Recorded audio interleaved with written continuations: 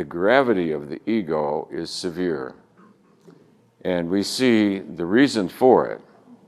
We can lessen its hold on us by merely understanding the evolution of the ego and how it arose.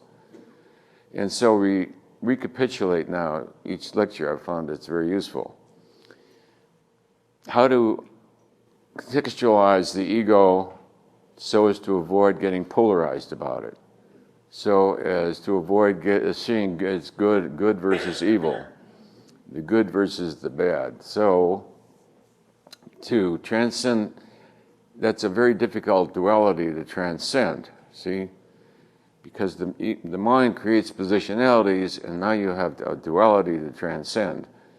And those traditionally are the dragons that stand and guard the gates of truth. Each one of them represents. So I tend to teach things backwards now. I start with the end and go to the front. And that saves a lot of time. So if we look at how the ego began, then when we get to that place of surrendering it, the ego already has diminished in stature, and so